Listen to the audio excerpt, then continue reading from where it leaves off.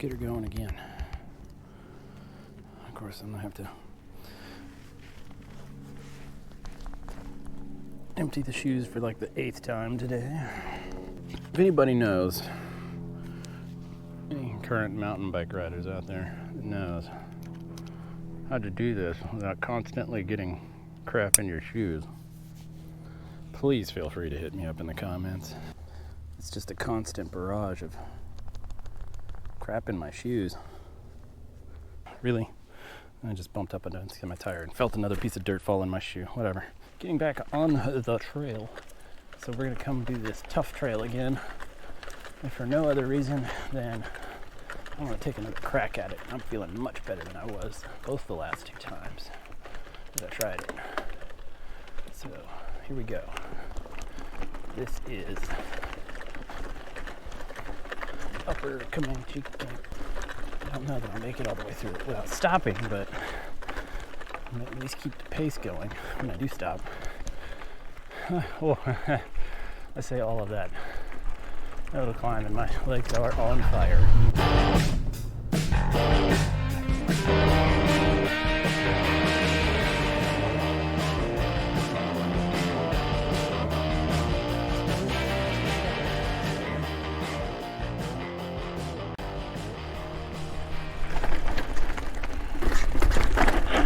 Ooh, you know what? I think I almost hit the same tree last time. If anybody was wondering. Yes, sometimes I crash. And I'm sure you've seen a couple of minor ones on video. I'm not ashamed to upload my embarrassing moments. Just know that any of those that you've seen thus far, I came out pretty much totally unscathed. But I have had some. Now, I will admit, I have yet to have a really bad crash. Knock on wood, hope I don't. But the ones that I have had that were not the ones you've seen on video were good enough reason for me. In fact, I had one at the time, but good enough reason for me to justify carrying what we call a crash pack. Now, this is a thing that I put in my bag that has all kinds of little first aid goodies in it. So far, the most useful that I've had, useful thing to keep in it, has been alcohol wipes. Like, I have Band-Aids, but the couple of times I've really needed to break into the crash packs, I was bleeding pretty bad. And I think the alcohol wipes were more useful than anything else. It's pretty bad. I got some pictures of my knee that I'll throw up here. I mean, it wasn't super bad. It hurt like hell though. And I went through quite a few of those alcohol wipes. That brings me to the topic of conversation for right now, which is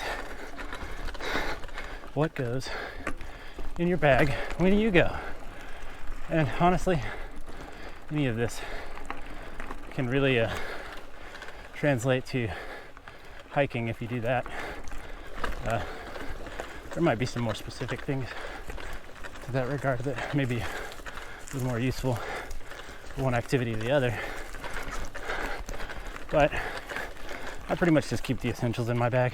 Obviously, if you're going to want some alcohol, sterilization pads or wipes, because if you hurt yourself, when you bleed, you're going to get bloody and messy. I always thought it was better to just clean that up, get the dirt out.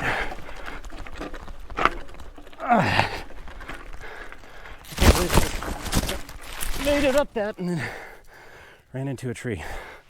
Oh, that tree got me good. Too good. It's a close call.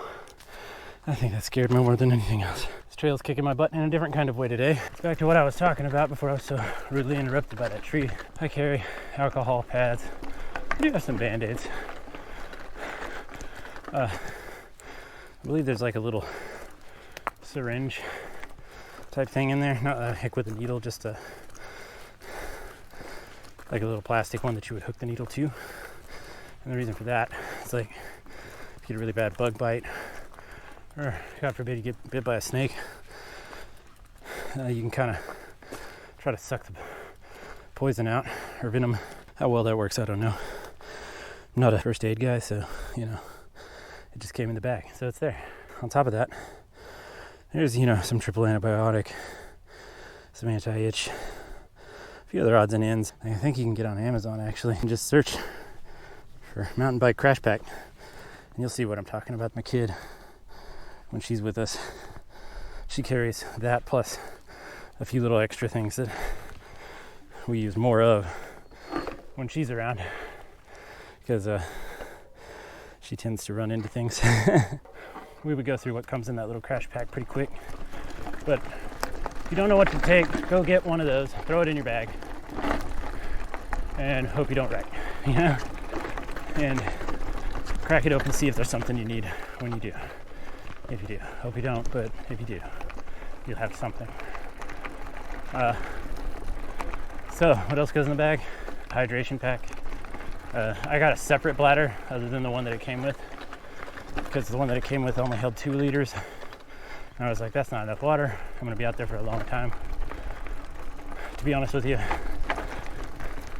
the first couple of times that I went riding, that was a correct assumption.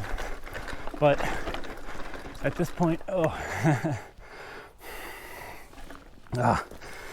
of these days I'm going to make it through all of this, and everyone will cheer. And by everyone, I mean the birds and the squirrels, because that's all that's out here. Anyways, it's not so necessary to carry 3 liters for me anymore, now that I'm used to being out in the heat and doing this physical activity. I found that when I carry 3 liters of water, I usually come back with 1.5, so I'm really not even using the full 2. As I might have mentioned on a previous video, I don't remember if I did or not, but for me, I just don't have the gears to get up this hill on my bike. For me, the water, I put ice in it inside the bladder, because it's more about trying to keep me cooled down necessarily than it is about hydrating. I mean, hydration is good. You need to stay hydrated.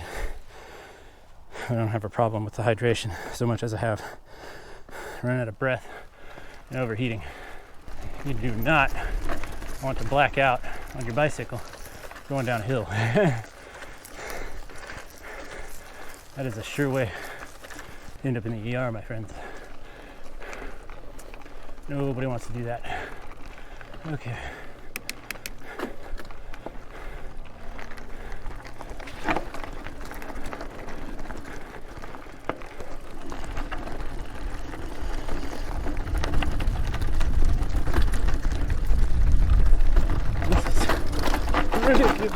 Oh.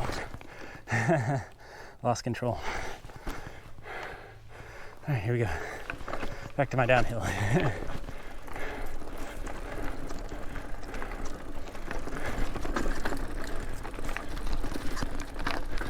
feel like there's some trees coming up that I might have gotten a little too acquainted with last time.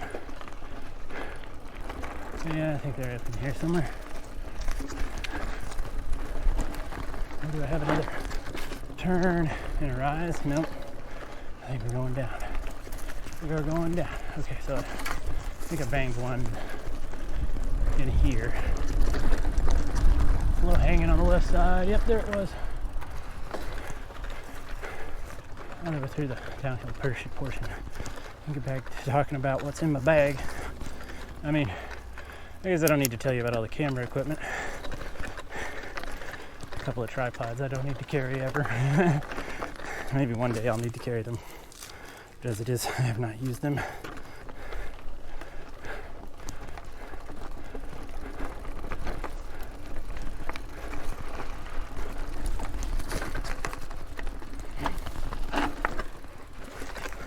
A bit of a berm there. Let's see, what else can I talk about? They're not going to hit this tree again. Or these trees. Or any of the trees in front of me for that matter. These are the ones that I was worried about. I see somebody in that direction.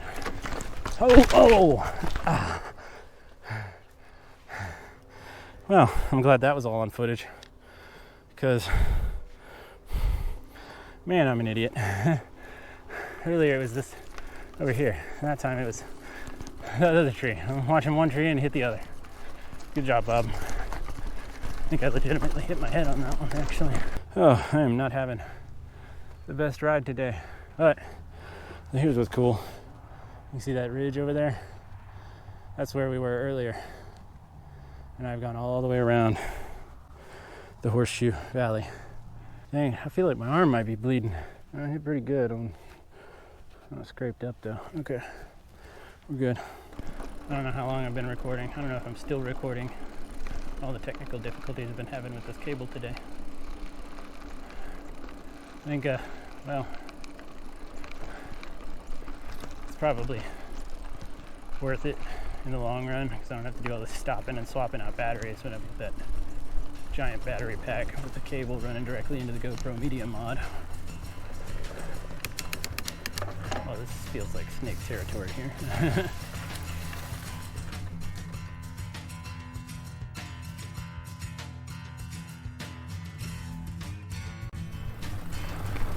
A stark contrast to Ogletree Gap over in Copper's Cove. Their green trails are very green. Some of their green trails are very difficult. Oh, yeah, like that.